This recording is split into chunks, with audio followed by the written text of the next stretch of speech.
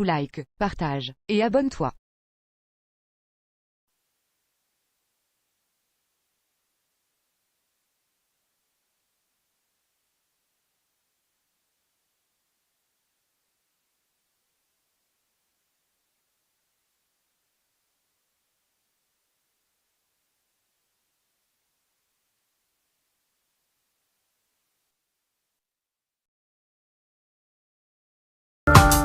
C'est vraiment très important de laisser, on va dire, le citoyen à l'extérieur de la porte de la prison.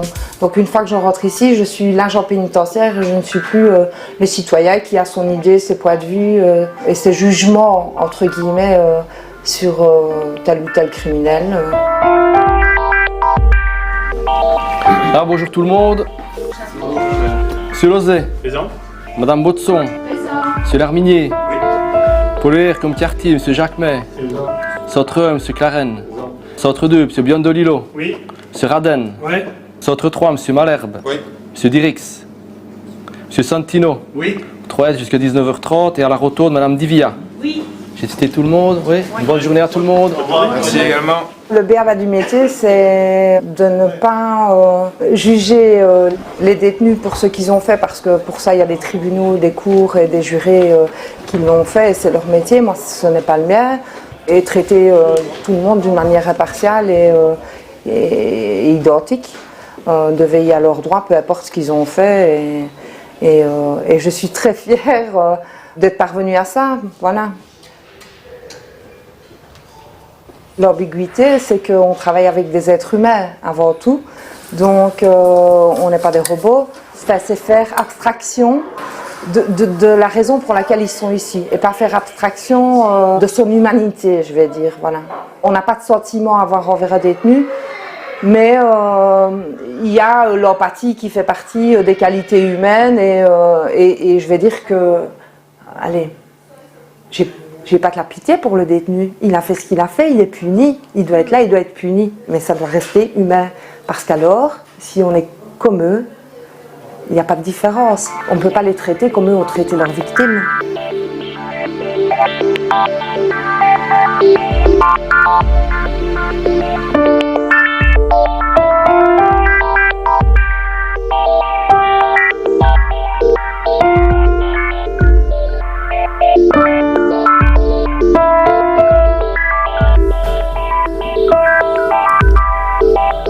Il a été arrêté aujourd'hui? Hier.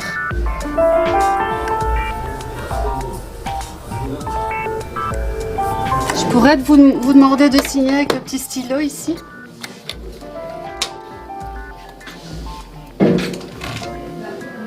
Donc voilà, je vois que vous avez été arrêté hier. Donc, vous habitez toujours place Saint-Jacques? D'accord. Votre état civil, vous êtes marié, divorcé? Non, je suis pas marié. Pas marié. Donc vous n'avez pas d'enfant? Si, j'en ai deux. Deux. Ils D'accord. portent pas mon nom, hein. Oui, mais ça, ce n'est pas grave. Ils portent le nom Sina, parce qu'il vient me voir à la visite, il faut qu'il sache que c'est mes enfants, vous voyez. Oui, mais ça, ici, je ne sais pas l'encoder. Mais du moment qu'on sait que vous avez deux enfants, le reste se fera en temps normal. Ça va? Est-ce que vous voulez faire opposition? Puis non, c'est un jugement qui a été fait d'opposition, alors... Ah oui, d'accord. Ça va, d'accord. On va appeler le chef pour la photo. Chef? Tu sais mettre monsieur pour la photo? Oui.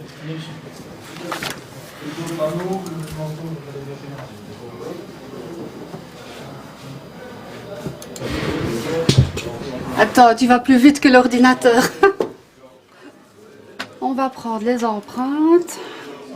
Ok, c'est bon, chef. Au revoir, monsieur. Je vais vérifier, voir s'ils ont de la place à la police. Oui, bonjour Philippe, c'est Muriel du greffe. Je te téléphone pour voir si tu as place pour un entrant-sortant. Il y a encore deux places? D'accord, je t'envoie, monsieur. Tu sais me donner le numéro de cellule?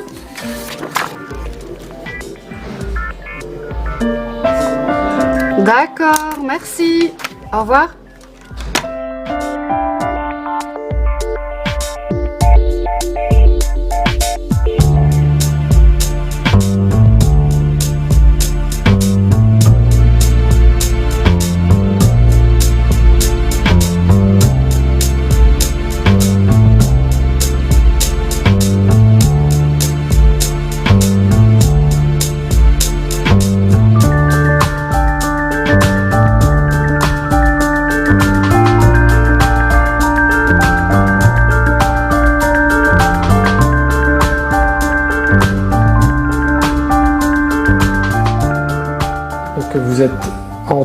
du 7. Vous êtes arrivé donc déjà depuis dimanche, avec une arrestation le même jour, et le juge d'instruction vous a placé sous mandat d'arrêt avec des accusations. Donc il vous accuse de coups et blessures avec maladie ou incapacité de travail, et vous allez repasser en chambre de conseil qu'en fin de semaine, vendredi déjà, donc le 12. Je le note dans le dossier. Donc c'est un dossier social que je garde dans mon bureau. Donc j'ai quelques questions à poser. Je suis là aussi pour répondre à toutes vos questions, faire un peu le point avec vous, voir un petit peu à quoi correspond votre arrivée ici. Vous êtes célibataire, marié? Vous avez des enfants? Oui, une fille. Donc vous êtes célibataire, mais vous avez vécu en couple, vous avez une fille. Vous êtes séparés depuis longtemps? Je suis séparé depuis 2006. Est-ce que ça a à voir avec les faits pour lesquels vous êtes là ou rien à voir? Rien du tout. Vous pouvez un peu m'en parler dans le contexte? Qu'est-ce qu'on vous reproche, sans dire que vous êtes coupable, mais une bagarre? Non, c'est de la violence conjugale. D'accord. Avec une autre compagne? Avec une autre compagne. Ok. Donc ici, je vais prendre les coordonnées d'une personne de ressources, donc une personne de référence, pardon. Qu'est-ce que vous souhaitez proposer? Mis à part votre compagne qui est considérée comme victime et qu'on va peut-être éviter.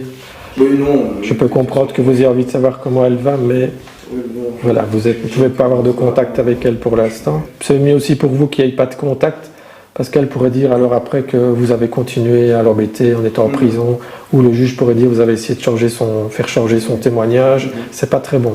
Parlez-en à l'avocat, à mon avis, il sera du même avis. Mais de toute façon, j'ai l'interdiction de le faire, donc voilà, c'est clair.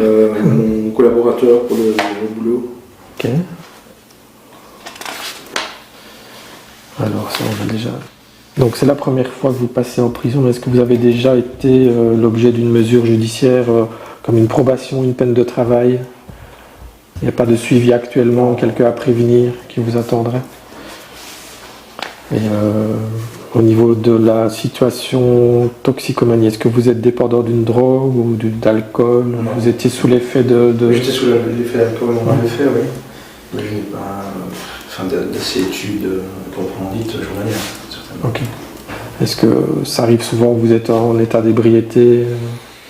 Vous avez des soucis peut-être qui font que... Mais je ne bois pas souvent, mais une fois que je bois, malheureusement, je n'ai pas la conscience de la limite. C'est terminé. Okay.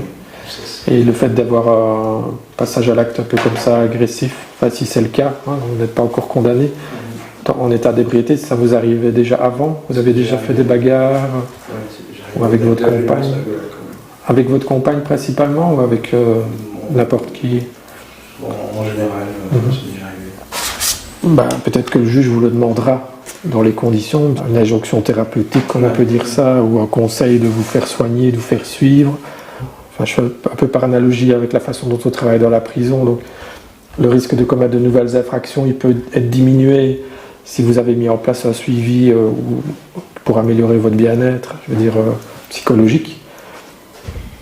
Donc quand vous remontez sur niveau, si vous souhaitez rencontrer un médecin, vous inscrivez, l'agent vous a inscrit pour le lendemain, ou plutôt pour le lendemain, et alors vous pouvez aller revoir pour un autre suivi, par exemple avoir peut-être ou le psychiatre ou l'addictologue, enfin voilà, vous pouvez aller discuter d'autres problèmes moins urgents maintenant, par la suite dans votre détention.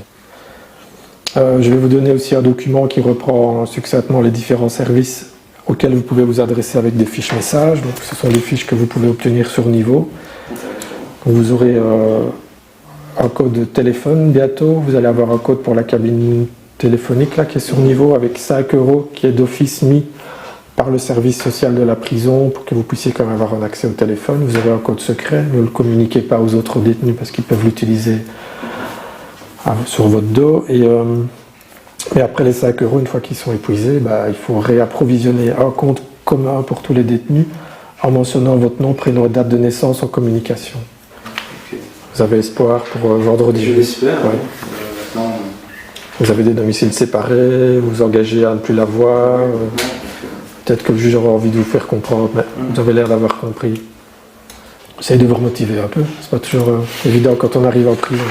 Non, mais bon, je sais aussi pourquoi c'est. Okay. Je suis réaliste par rapport à ce que j'ai fait. C'est déjà un grand pas dans la démarche. Le juge, la première fois, il n'a pas beaucoup le temps. Je veux dire, voilà, ça peut... On laisse 5 jours d'enquête, laisse un peu aussi le temps aux choses de s'apaiser. Pas toujours bon non plus de sortir trop vite dans un climat aussi où il pourrait y avoir de la vengeance. Enfin, je ne parle pas de votre compagne, mais ça peut arriver aussi que la victime vive très mal aussi de voir tout de suite ou ait envie de se venger. Il y a aussi une protection, c'est difficile à comprendre parfois, mais pour vous-même. Et puis voilà, ça laisse un peu le temps aux choses. Temps de faire le point, donc c'est un peu ce côté-là, réflexion. Ok, mais bon, je ne suis pas dans la tête du juge. Non, c'est fait. Avez-vous des questions? Parce que j'ai fait mon entretien, mais je suis aussi à votre écoute. Ça va aller? Merci. Ça ira? Oui, très bien. Pas de coup de fil alors, hein, vous êtes sûr? Non, non. Vous avez droit, hein? Oui, mais c'est gentil. Ok. Vous connaissez le chemin? Oui, merci. Au revoir. Je vais essayer maintenant. Bonjour. C'est un métier qui peut être très stressant. Il faut avoir une santé psychologique et des nerfs d'acier. Parce que évidemment vous êtes le premier acteur quand quelque chose ne convient pas ou quand il y a un souci, quand le détenu a un ennui, on est en première ligne.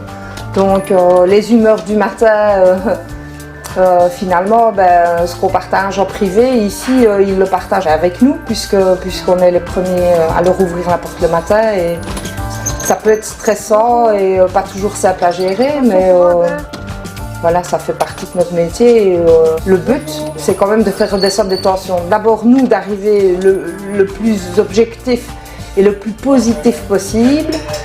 Et de manière à détendre les tensions et à arrondir les angles pour que ça se passe au mieux. Tout le monde est vivant. Je suis fière du métier que je fais, je suis fière de servir quelque part entre guillemets mon pays. Je ne suis pas militaire, mais voilà, j'ai une utilité publique. Donc moi j'estime que c'est à moi à d'abord les respecter et le respect en retour suit généralement dans 90% des cas.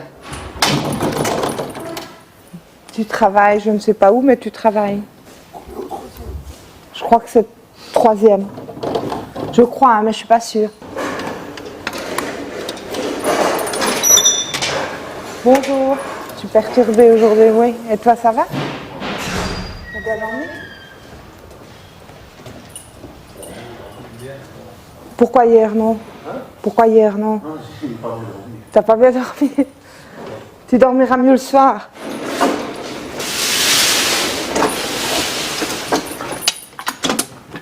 Monsieur, bonjour, café eau chaude. Tu es repris à 8h?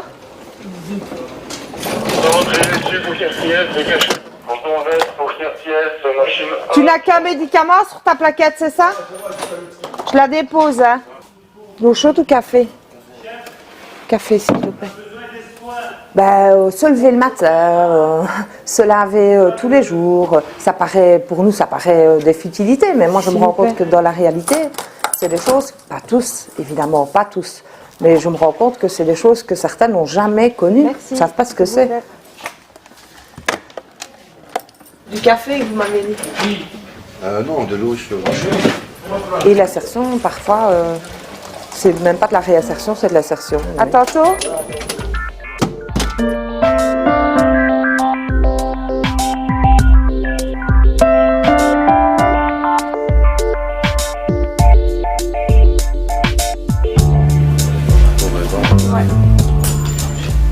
Monsieur, bonjour. C'est possible de mettre un bandage aujourd'hui? Nous avons plusieurs priorités dans notre journée.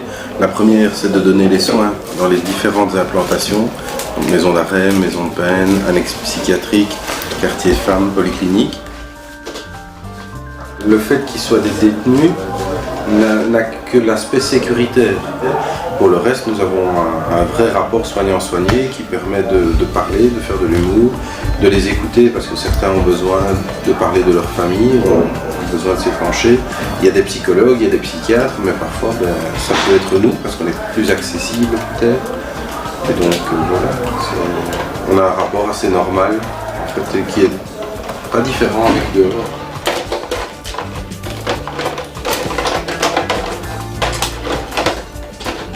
Il y a des gens qu'on voit une fois qu'on ne revoit jamais. Et puis il y a des gens avec qui on vit, qui vont même passer leur vie, certains ici. Il y a des gens aussi que la détention a mis vraiment à mal au niveau famille, au niveau boulot, donc ils n'ont plus rien du tout dehors, plus aucun repère. Quand on reste ici 12-13 ans, il n'y a plus rien dehors qui les attend, et il y en a même qui sont résignés et qui ne font rien pour sortir et qui ne mettent rien en place. Et comme ils doivent répondre à des conditions bien précises dehors, ils font tout pour que les conditions ne soient pas remplies, pour ne pas devoir sortir et refaire tout dehors parce qu'il n'y a plus rien. C'était une dame qui était en fin de vie et qui a demandé à rester ici pour avoir des soins, pour être entourée. Parce que dehors, elle n'aurait rien, donc elle a préféré rester ici. C'est parfois assez impressionnant. De se dire qu'on a plus en prison que dehors, c'est interpellant. Je crois que le travail que je fais ici a eu une grosse influence sur ma vie personnelle, c'est que je vis beaucoup plus zen. Que quand c'est plutôt dans le bon sens que dans le mauvais. Ça s'en ressent sur la manière d'être avec nos proches. Je pense qu'on est plus à l'écoute, voilà, plus zen. Ça peut arriver de sentir la tension monter, de se sentir un peu mal à l'aise. Mais il y a un avantage ici, c'est qu'il y a des boutons, donc il suffit de pousser dessus, c'est une alarme, et on sait qu'une dizaine d'hommes va arriver en 20 secondes maximum en général, donc c'est quelque chose qui rassure beaucoup. Le fait qu'ils sachent que s'ils continuent à dépasser les bornes, ça va s'arrêter et eux iront au cachot, c'est quelque chose qui en général permet de redescendre un petit peu la tension. Quand on peut faire des choses, on les fait, mais quand on ne peut pas tout faire et ils n'ont pas tous les droits non plus. On est rarement seul aussi avec les détenus, c'est très très rare. On travaille en collaboration avec les agents. Voilà, c'est quelque chose d'assez étonnant, mais le fait de rester longtemps en prison, en fait, vous n'avez plus besoin de prendre des décisions dans votre vie. Toutes les décisions sont prises normalement. Il y a l'heure à laquelle on peut aller se promener, l'heure à laquelle on ferme les portes. Et en fait, le fait de devoir sortir, ça les stresse. Faites quelques mouvements avec votre bras pour que le produit circule bien. Ça va? Plus avec l'épaule, monsieur. Tu couches. Activité? Ouais, non, pas activité, piqûre d'abord. Activité piqûre. Activité piqûre. C'est quand même plus agréable quand c'est une infirmière qui vient. Je me souviens d'un détenu que j'ai retrouvé devant une prison et qui avait en main un GSM et une carte et qui ne savait pas joindre les deux, qui ne savait absolument pas comment faire, et il avait besoin de ça pour téléphoner à sa famille pour qu'on vienne le chercher. Et en fait, il était ici depuis tellement longtemps que le GSM n'était pas du tout dans son mode de fonctionnement. Et il était perdu alors qu'il avait matériellement tout en main. Juste le fait de sortir et d'aller à l'arrêt de bus et d'attendre le bus, les gens... Il y en a certains qui ont peur de le faire, qui ne savent pas le faire, qui ne savent pas où aller, c'est difficile des fois.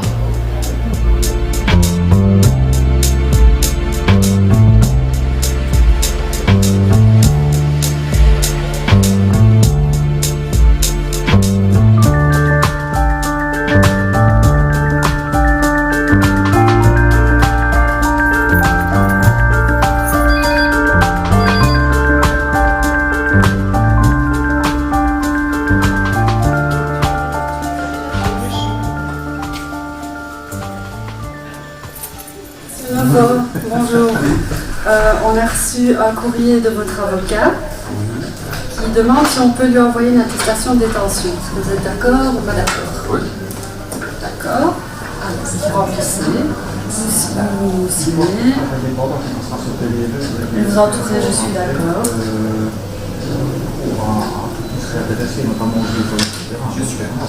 Voilà. Ça va. Merci. Bonne journée, au revoir. Moi aussi, au revoir. Merci.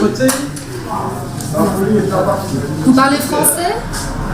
Voilà, vous avez fait appel contre la décision prononcée le 27 novembre par la Chambre du Conseil de Liège. D'accord? Voilà, je vous demanderai de signer. et de dater, s'il vous plaît. On a le 3 du 12. Voilà. Au revoir, bonne journée.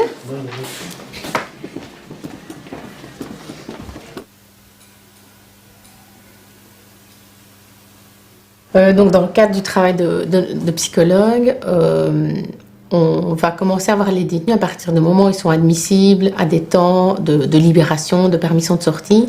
Et donc on va faire avec eux l'évaluation de leur situation pour pouvoir remettre un avis.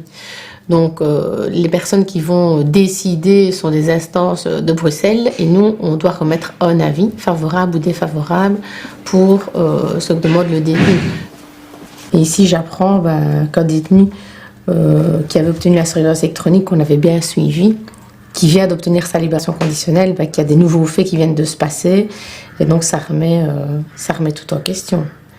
Donc on va voir ce que le tribunal d'application des peines va décider, mais quand on apprend ça le matin, voilà, quand les gens partent, on se dit toujours, voilà, ça va aller, et puis finalement, on reçoit les nouvelles de comment ça se passe dehors, et ça se passe pas très bien, donc on se dit, c'est souvent notre travail, c'est souvent faire et refaire la même chose en fait. C'est vrai que on doit souvent revoir les détenus qui reviennent et recommencer avec eux un travail qu'on avait l'impression qu'il était déjà terminé, mais apparemment non.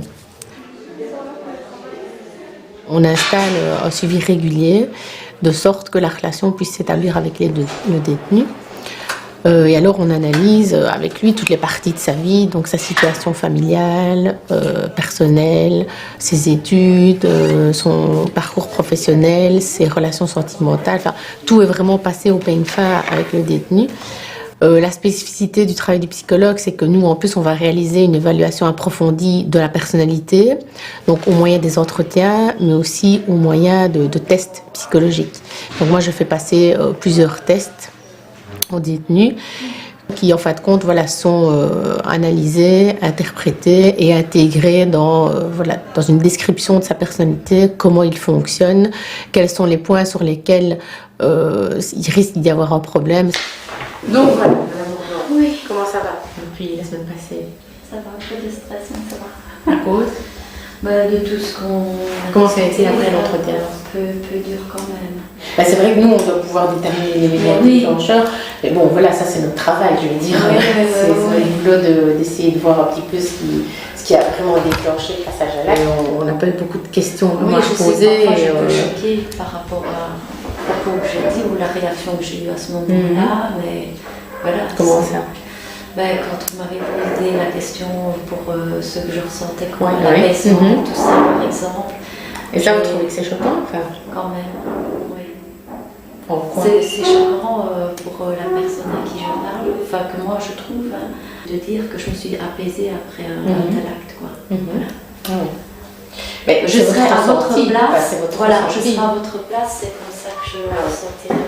On n'accompagne pas le détenu tout au long de son incarcération parce que nous, la spécificité de notre service psychosocial, c'est qu'on intervient pour les mesures d'élargissement de la peine. Donc quand un détenu est incarcéré, on ne va pas spécialement le voir jusqu'au moment où il a atteint 7 ans de permission de sortie. Bon, donc ça, je pense que vous avez dû le faire, ce test-là. Les tâches. Oui, pendant l'instruction. Avant les assises. Oui, voilà, au cours de l'instruction. Le test, comme vous dites, des tâches dans le test qu'on appelle de Rorschach. La consigne, c'est que je vais vous montrer, ça s'appelle une planche, et je vais vous demander qu'est-ce que ça pourrait être. Il peut y avoir plusieurs choses, voilà, c'est à vous de me dire qu'est-ce que ça pourrait être.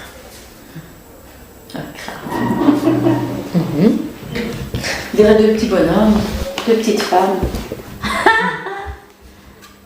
2 petites femmes en train de faire de la popote, là, ou je sais pas quoi. Popote ou qui porte un panier, on dirait aussi une forme de panier.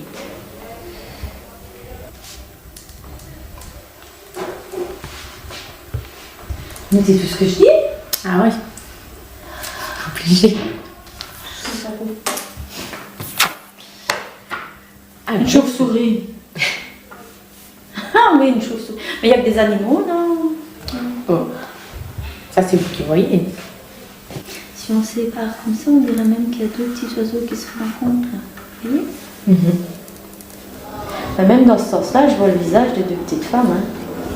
Je dirais le nez, là, la bouche, le menton. Mal. Vous devez bien rire chaque fois quand on dit des trucs comme ça, non?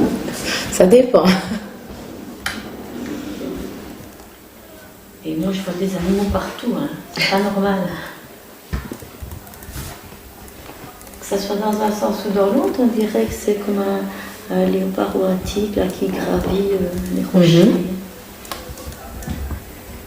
J'en avais des images. En second lieu, on peut aussi recevoir les détenus pour voilà, tout ce qui ne va pas, s'ils ont un problème familial, des difficultés à survivre à l'incarcération. Et donc là, on établit plus une relation de confiance et on va suivre le détenu. Mais voilà, si une relation thérapeutique, entre guillemets, même si on ne fait pas vraiment du thérapeutique, mais si une relation de suivi s'installe, alors on ne pourra pas prendre en charge le dossier du détenu quand il s'agira de l'évaluer. Parce qu'on ne peut pas faire le suivi et l'évaluation. Ça, c'est déontologiquement, c'est pas correct. Mais on est aussi là, voilà, pour des questions d'aide, d'écoute, de suivi. On est disponible aussi. Même si ce n'est pas notre première mission, mais on est aussi disponible pour ça. Déjà, ce qui est bien, c'est que j'ai assez de réponses pour que ce soit, comme on appelle, valide. Parce que si j'avais pas un nombre précis de réponses, c'était invalide. Donc là, c'est bon. J'ai fait en sorte de trouver quelque chose. C'est très bien. C'est très bien. Même si c'est difficile, voilà. Voilà. Voilà. Donc, on peut en rester là pour aujourd'hui. Hein, c'est une bonne heure 20. Et ça dit quoi? Là, il va falloir me laisser un peu de temps pour bien analyser.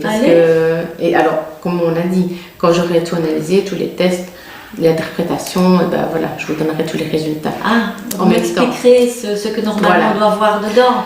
Il n'y a pas de normalement à voir. Chacun voit des réponses différentes. Et puis, c'est et par rapport à la justification qu'on donne, voilà, comment on l'explique en fait, c'est surtout comment on l'explique qui est important. Je vous proposerai la semaine prochaine, je l'ai déjà ici, j'avais préparé, donc en fait ce sera un test là avec des questions. C'est 300 questions là? Il y en a plusieurs des tests comme ça, ici il y en a 240, c'est pas celui avec les 500, vous échappez à celui-là. Et donc nous on les voit régulièrement à partir du moment où ils introduisent une demande. Et on va les voir pendant, pour ma part par exemple, je les vois entre 15 et 20 fois, très régulièrement, si pas toutes les semaines, au moins tous les 15 jours, ça dépend un petit peu en fonction de notre emploi du temps, mais on installe un suivi régulier, de sorte que la relation puisse s'établir avec le détenu. Et alors, une fois qu'on a établi le rapport avec l'assistante sociale, parce qu'on travaille toujours en binôme, eh bien, on fait un feedback au détenu. Donc, on lui dit dans les grandes lignes ce que nous, on a rédigé dans le rapport. La partie psy, ça les intéresse toujours de savoir, voilà, comment, les tests qu'ils ont fait, à quoi ça sert, quels sont les résultats. Et on essaie de leur expliquer avec des mots, voilà, qu'ils puissent comprendre comment nous, on a déterminé, comment on a vu qu'ils fonctionnaient.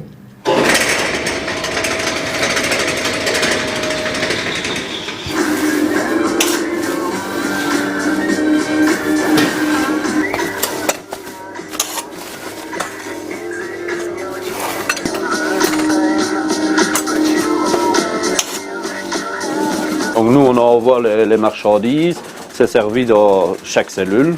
Et alors, ils sont servis à midi sur leurs assiettes propres. Donc la vaisselle, c'est eux qui la font, c'est eux qui la lavent. Donc nous, on n'a vraiment que le gros matériel à laver. Donc ici, il y a 3 détenus qui travaillent en permanence, en rotation. Ils ont des repos, ils ont comme un ouvrier, en fait. Donc ils apprennent aussi quelques trucs. Et quand ils ont envie de progresser, automatiquement on les fait progresser dans la cuisine, alors vers d'autres tâches, que ce soit le chaud, le froid, ou s'ils ont envie d'apprendre, on est là pour ça. Les marchandises sont cuisinées au jour le jour, il n'y a rien qui est préparé à l'avance, hormis peut-être les régimes.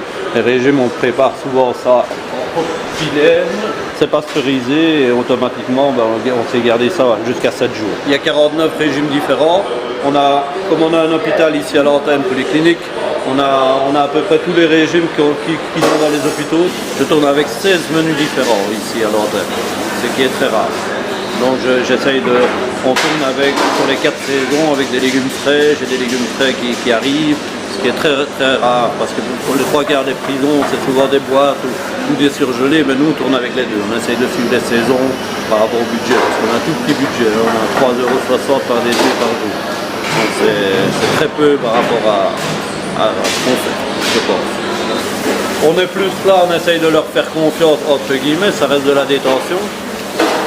Mais on a des gens qui ont envie d'apprendre et c'est là qu'on est le mieux parce que on peut leur apprendre quelque chose et on peut avancer avec eux et quand ils sortent, peut-être pour eux avoir un travail secondaire à l'extérieur, une réinsertion possible dans ces cas-là. Mais il faut qu'ils le veulent, ça c'est pas gagné. On est tous à genre de toute manière. Donc j'ai travaillé sur le niveau avant de revenir ici à la cuisine. Donc voilà, ils sont en train d'envoyer du riz là. Ça sort bouillant, donc forcément ils travaillent avec des gants un peu spécifiques pour ne pas se brûler. Toutes les plaques sont vraiment comptées par rapport à la population et ils ont une feuille qui est là. Les 3 quarts du temps, c'est des détenus qui restent longtemps ici. Et c'est pour ça que j'ai fait 16 menus différents, que je tourne beaucoup avec tous les menus, pour essayer de leur proposer autre chose et qu'ils ne n'aillent pas toutes les 4 semaines, le lundi des pâtes, le mardi, et automatiquement on change un peu tout ça, même leur jour le jour des frites ou le jour des pâtes, on change de jour simplement pour qu'ils perdent cette habitude de marchandises ou de repas habituels et le même toutes les semaines. Ici on va incorporer un jus VG. Donc c'est un jus végétarien. Donc après les légumes vont cuire ça complètement végétal, justement pour cette préparation, qui va permettre de mouiller en même temps, comme c'est du riz, qui va permettre d'avoir une petite sauce d'accompagnement. Mais tout est à base, même le jus est à base de légumes.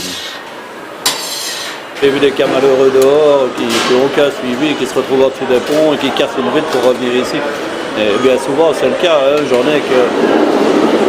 Avant de sortir d'ici, ils me demandent Thierry, tu me garderas ma place. C'est bien la preuve qu'il n'y a rien dehors pour eux et c'est bien triste. On a installé une sorte de respect entre eux et nous. Celui qui ne veut pas suivre ces démarches-là et cette envie de respecter le travail parce qu'on a quand même 1000 personnes à servir, ben, au revoir.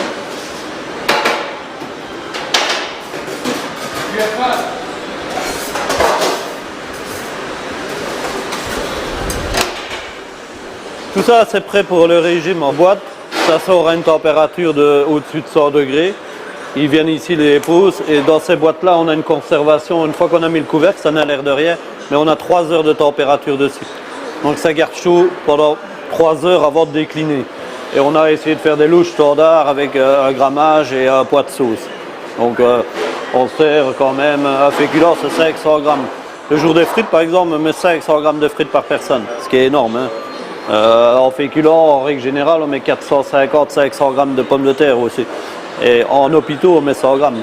J'ai abouti avec ma cuisine à quelque chose que je me suis battu pendant 12 ans pour l'avoir. Donc voilà, on vit un petit rêve, on travaillait dans des conditions pareilles, ben, c'est agréable. Et on a une petite équipe de 12 personnes et on travaille avec cette petite équipe de 12 personnes plus la détention. Et on a une bonne entente entre nous. Donc, ce qui n'est peut-être pas le cas partout, mais enfin ça ne me regarde pas. Moi c'est mon métier, j'aime venir y travailler.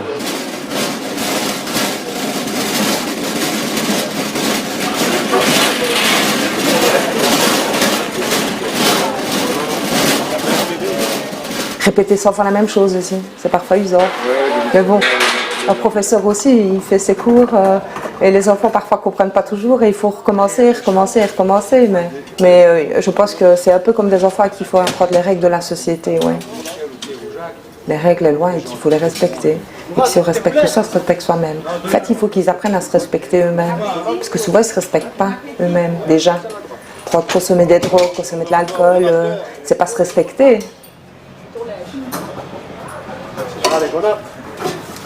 Une vache, jamais ils la mettront là-dedans. Une vache, c'est 250 kilos. Je dis un panda. Un panda de 90 kg, jamais on le mettra là-dedans. Il n'y a pas assez de place pour lui. Il fait de mal le panda. On va dire que monsieur on va écrire à Brigitte Bardot. Ouais. Faut la paix au panda, il n'y en a déjà pas beaucoup. Moi maintenant je suis en prison, pourquoi On s'en fout. Voilà, on s'en fout, pourquoi vous me dites mais le panda il a rien fait? Le panda il a rien fait que dalle, il y en a plus beaucoup. Tu ne viens pas me dire que tu es innocent. Non, j'ai jamais dit que j'étais innocent, parce que si j'étais innocent, j'accepterais pas ma peine. Mais tu n'es pas en voie de disparition. Au lieu d'étudier en classe, tu fais des conneries, tu commences à foutre la merde, et puis t'es renvoyé, puis t'es dehors, t'es tout seul, t'es incompris, puis tu commences à voler un bonbon, puis tu commences à voler autre chose, puis c'est une escalade, c'est tout. Après, aujourd'hui je suis content qu'on m'a arrêté dans mon escalade, parce que j'ai pas fait de conneries, j'ai tué personne. Je fais déjà 6 ans et demi de prison, j'ai tué personne. 6 ans et demi de prison, vous mettez n'importe quelle voiture dans un garage. Vous la mettez dans le garage pendant 6 ans et demi, vous revenez, une voiture accidentée, hein. Vous revenez dans 6 ans, elle sera toujours accidentée. Et encore, elle a pris la poussière, elle aura pris la rouille, les huiles et tout, il faudra tout changer. Et quand on va sortir, on va remettre des voitures plus accidentées qu'elles n'étaient en rentrant sur la circulation. Pourquoi? On espère que non. Pourquoi? Si maintenant on réparait ces voitures au moins, que demain ces voitures elles soient de nouveau sur la... Les réparer, tu vois, c'est... Comment? Parce que... en humanisant quelqu'un et en lui faisant reprendre confiance en lui, en lui faisant... comme vous un peu fait socialement, nous considérer comme des gens normaux. Après, il y a des agents normaux, compréhensifs, il y a des agents cons, ouais, voilà, comme dans tout. Pour moi, c'est une mini-société, mais la concentration de la mini-société, c'est une concentration de la mini-société. La société nous colle une image depuis pas mal d'années. Les gens ne comprennent pas toujours ce qu'on vit au jour le jour, puisque c'est un milieu qui demande d'être fermé pour des raisons de sécurité. On ne peut pas ouvrir les portes et inviter les gens à venir voir notre quotidien. Donc il y a cette image un peu du maton un peu débile déjà. Souvent c'est l'image qu'on entend des gens pas très intelligents qui s'occupent de gens pas très fréquentables. On va dire les gens résument en général à ça. C'est peut-être une utopie pour les gens de la société, peut-être que finalement mon métier ne représente pas grand-chose, je ne sais pas. Enfin, mais je sais que moi je le prends avec cœur et j'estime que voilà, les prisons malheureusement il y en faudra toujours, il y aura toujours des gens qui ne respecteront pas les règles et les lois. Mais tous les points positifs et tout parce qu'il y a des côtés positifs quand même dans ce métier, parce que je suis pas masochiste quoi. Si je fais ce boulot-là, c'est parce que je l'aime, et que j'y trouve des avantages.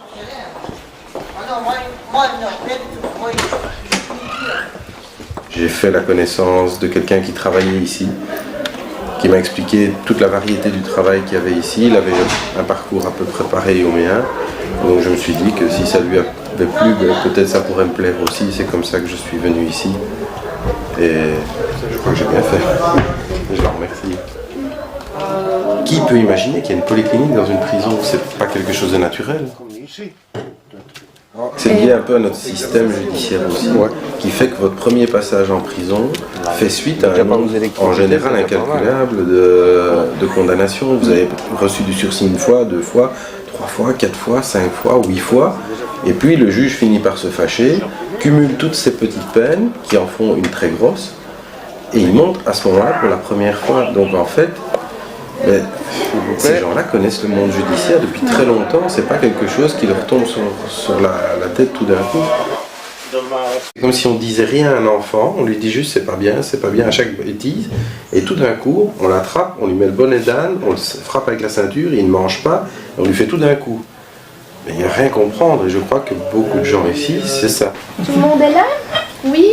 Bonjour à tous, alors bienvenue à mon activité. On va débuter comme d'habitude, on va faire la météo du jour. Donc on va utiliser des termes de la météo pour dire comment on se sent aujourd'hui. Quelle est votre météo du jour? Je trouve qu'il fait bon aujourd'hui. Vous avez bon, oui. Ouais, et il y a du soleil, donc je suis joyeux. Quoi. Vous êtes joyeux. Ouais. Et pourquoi vous êtes joyeux? J'ai eu des bonnes nouvelles de l'avocat. Que l'avocat a dit que j'allais bientôt sortir de prison. Ça, c'est des bonnes nouvelles Ouais, alors. je suis contente. Donc c'est soleil pour vous? Oui. Ok. Malgré les apparences, sont un peu dépressifs, légèrement dépressifs. Et ça veut dire, un terme de la météo, ce serait? La dépression. La dépression. Ouais. Il pleut? Il y a de l'orage? Non, il n'y a pas d'orage, il ne pleut pas, c'est calme, mais c'est. Enfin, nuageux et gris. Ah oui. Nuageux et gris, comme ça, des nuages lourds qui pèsent et ça menace. Ça menace, voilà, risque d'averse, de précipitation, de dépression. Qu'est-ce qu'on peut mettre en place pour vous pour que ça ne devienne pas chaotique? Ah ben, des rayons de soleil. On travaille dans un secteur particulier qui est dans une annexe psychiatrique. Donc on fait du soin. Je vais dire, on travaille avec 70 patients. Et en même temps, il y a 1200 détenus. Et on ne travaille que de cette façon-là avec 70 patients. Donc le rapport est disproportionné. On devrait, dans l'idéal, je dis bien, ça c'est un rêve, c'est peut-être une utopie, mais faire du soin pour tous les détenus, tous les patients. En fait, ça devrait être tous des patients, en fait. Votre météo du jour? Moi, ça va bien, il y a du soleil. Je me sens bien. J'aurais bien aimé faire une sieste à la place de venir à l'activité. Oui, Ouais. c'est vrai, on vous a forcé. Mais quand vous êtes venu, je vous ai dit oui pour vous faire plaisir. Ah mais ça c'est sympa, je vais le retenir ça. Une fois il y avait une émeute et j'étais en activité avec 10 patients et c'est les patients qui m'ont dit Madame Lalou, il faut absolument que vous retournez chez vous parce que si les gens arrivent jusqu'ici, on ne sait pas si on va tenir avec eux ou si on va devoir vous protéger. Et donc nous on ne saura pas vous protéger et donc c'est mieux d'arrêter maintenant. Et donc ils me prévenaient, alors qu'ils savaient très bien qu'il y avait une émeute et qu'ils avaient reçu des messages en fait.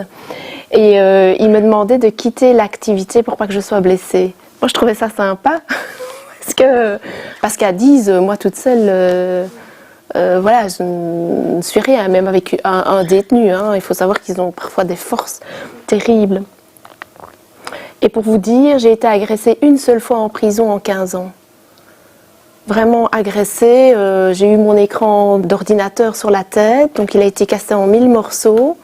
Et en fait, c'était un détenu qui avait consommé des amphétamines et qui m'a agressée comme ça parce qu'il avait une petite voix dans sa tête qui disait qu'il fallait qu'il m'agresse. Alors je ne l'excuse pas, je ne dis pas qu'elle devait me frapper, mais je dis voilà, ça arrive parce qu'il y a un contexte bien particulier. J'utilise des mots de la vie quotidienne, je vais dire. Et alors on peut dire tout ce qui nous vient par la tête de ce qu'il y a dans ces mots. Donc on peut dire tout ce qu'on veut. Ça va, ok, il n'y a pas forcément de bonnes ou de mauvaises réponses. Alors je pêche, vous avez confiance en moi. Courage. Secret. Solitude. Horizon. Mur. Est-ce que quelqu'un veut commencer? Ou je désigne? Oui? Ben ici, il faut du courage, ici. Parce que parfois, c'est dur. En prison, Ouais, c'est dur? C'est dur parfois en prison. Être enfermé tout le temps en cellule, c'est dur parfois. Le mot secret, c'est si quelqu'un nous révèle quelque chose, ne pas aller le répéter, le garder pour soi. Même quelque chose de terrible. Ouais. Par exemple, allez, je vous dis, j'ai été tuer quelqu'un. Vous vous dites... non, un meurtre, j'irais le dire. Et puis il faut se dire que tôt ou tard, ces personnes-là vont être dehors, de toute façon. Et donc ça va être peut-être nos voisins. Voilà, et puis on ne sait pas qui on a en face de nous. Je veux dire, ces personnes-là, elles ont toute une vie à l'extérieur, et surtout en psychiatrie, ce qu'on remarque très souvent, c'est du tout venant. Je dirais, les détenus de droit commun, ce qui, moi, me perturbe, c'est que ce sont des personnes qui sont dans une précarité à l'extérieur. Et donc, il y a quand même un filigrane, une source commune, c'est que la pauvreté est très marquante et on les retrouve ici. Donc je me dis que peut-être la société que nous leur offrons n'est peut-être pas adaptée pour eux, entre guillemets. Par contre, ici en psychiatrie, on va rencontrer du tout venant, c'est-à-dire des personnes qui viennent d'un milieu cadrant, qui ont des personnes qui ont étudié, qui ont fait l'université. On a eu des professeurs ici, comme détenus. Et donc, on peut se voir demain. Oui. C'est très bien. Ça T'as va ? promis ? Promis. Est-ce que dire qu'une personne qui est coupable de quelque chose est aussi une victime, je ne sais pas si ce serait bien perçu. Est-ce que la société est prête d'entendre que ça peut être une victime aussi ? J'en suis convaincue. Mais est-ce qu'on est prêt à entendre ce genre de discours ? Dans l'absolu, j'ai 1 000 € à donner à des victimes ou à des détenus ? On donnerait plus facilement à des victimes, ce que je peux comprendre. C'est logique. Un homme au préau. Un détenu ne peut pas être digne de confiance, en tout cas pour le professionnel que nous sommes.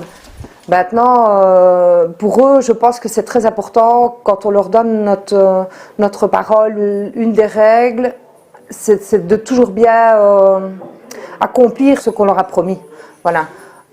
Et s'ils se rendent compte que vous êtes quelqu'un de confiance, entre guillemets, quelqu'un de loyal, le respect s'installe et l'échange est beaucoup plus serein. Peut-être faut-il revoir tout à la base, y compris l'éducation parfois. Moi j'en suis persuadée. Je suis persuadée que ce qui est très important, c'est la base, vraiment. Donc ça, il faudrait remonter au système d'éducation, responsabiliser les gens et se dire que c'est important d'éduquer ses enfants correctement et que quand on a déjà les bases de l'éducation, c'est le respect. Donc le respect des autres, c'est le respect des lois. Quand un détenu est libéré, on n'en fait pas son ami, donc on ne le revoit pas à l'extérieur, on n'a pas de contact et d'abord c'est interdit par notre règlement. Mais c'est bien dommage, parce que parfois je serais curieuse de voir si mon travail a porté ses fruits. Parfois on croise certains anciens détenus dans la rue qui viennent saluer et c'est là que je me dis j'ai déjà gagné quelque chose. S'ils viennent me saluer, c'est que quelque part ils me respectent. Si vraiment ils gardaient une image hyper négative de l'agent pénitentiaire, ils ne viendraient pas nous saluer.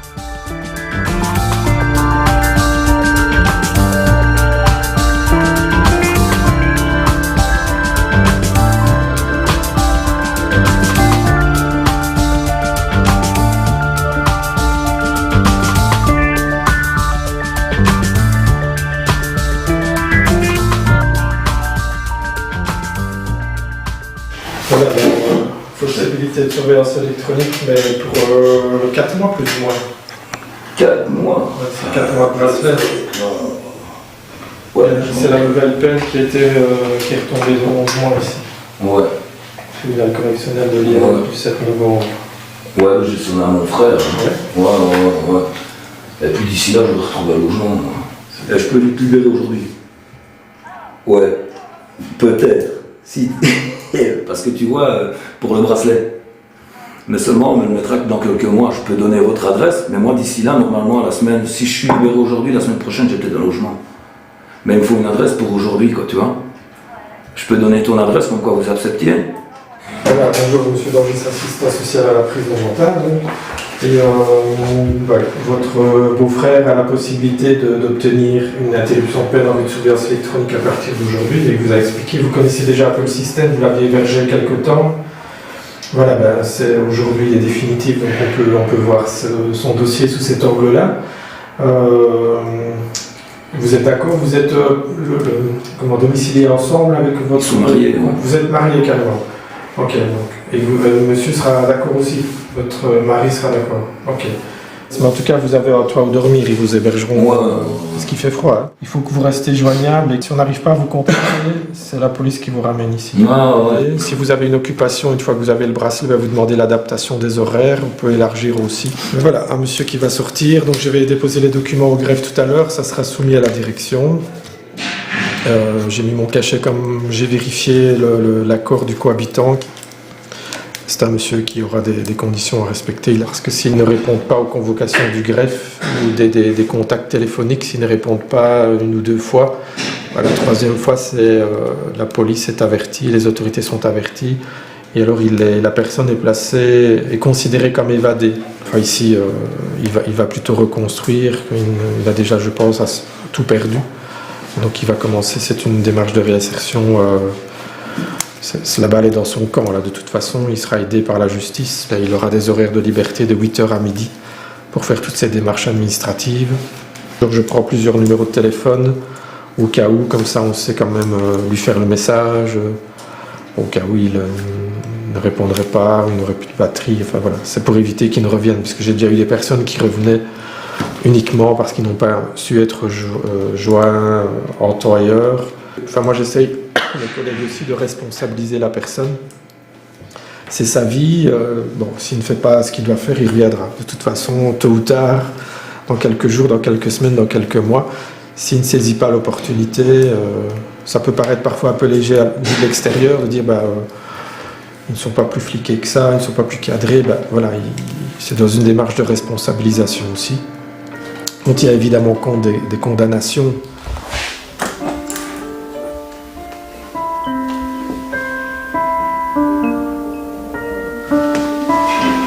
Oui, bonjour, Christine Choubel, je suis la directrice de garde. Dites, vous avez tous les libérés?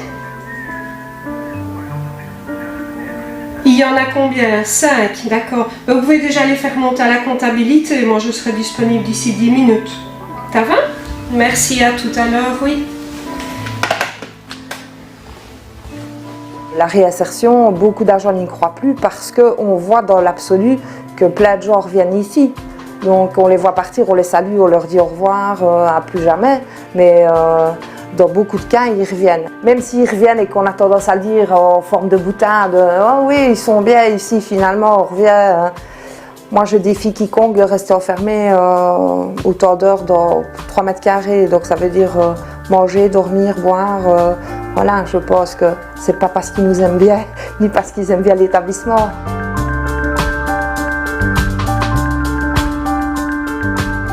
Il y a un monsieur qui est revenu le mois passé.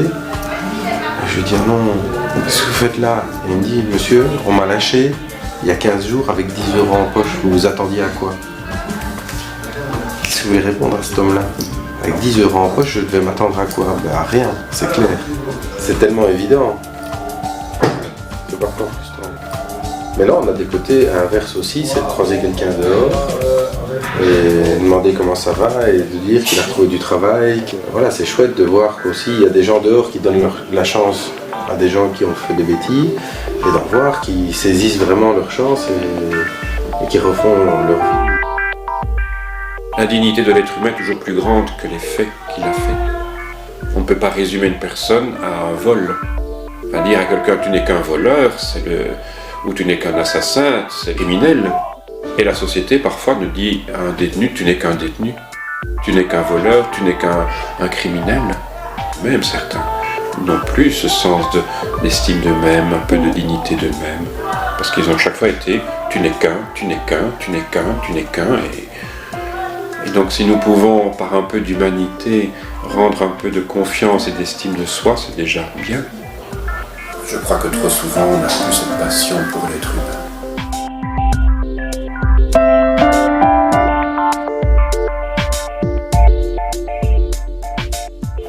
S'occuper des coupables, on va les appeler comme ça, ceux qui ont commis quelque chose, eh bien c'est aussi s'occuper modestement, mais on s'occupe aussi de la victime.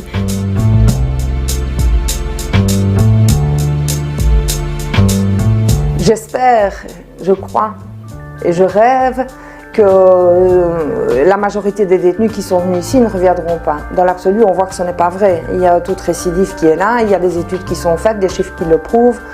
Maintenant, est-ce que l'échec est dû à telle ou telle raison? Ça, je ne peux pas vous dire. Je pense qu'on amène un côté un peu plus humain aussi à la détention, tout en étant mandaté par la direction. Donc. C'est intéressant de se dire, allez, il y a de l'espoir, il y a quand même des gens qui s'en sortent. C'est pas tout ça pour rien.